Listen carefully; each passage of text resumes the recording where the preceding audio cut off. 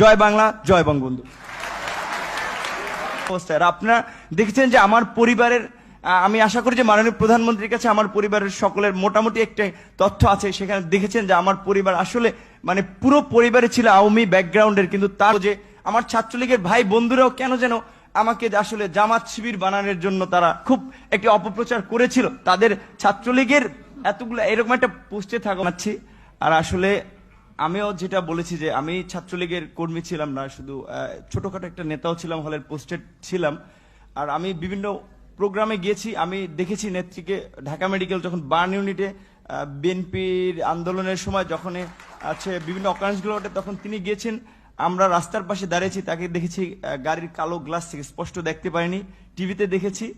আর আজকে দেখার পর আমি অনেকক্ষণ চেয়ে রয়েছি। আমি 2.5 বছর বয়সে আমার মা মারা যায়, আর আমার ছোট ভাইকে এখানে এসেছে, ওর বয়স ছিল তখন 1 বছর। আমার মায়ের এটা আমি যতটুকু মনে করতে পারি আমি সেটা খুঁজে পেয়েছিলাম আমার প্রাইমারির একজন শিক্ষিকার মধ্যে, আমি যেই প্রাইমারিতে পড়েছি। আর আজকে আমি মাননীয় প্রধানমন্ত্রী এতদিন টিভিতে আমি ওভাবে দেখতে পারিনি, কিন্তু আজকে দেখে আসলে আমার সেই আমার মনে হয়েছে যে তার মধ্যে আমার মায়ের চেহারাটা আমি কিছুটা দেখতে দেখি, এরকম একটা জিনিস হচ্ছে।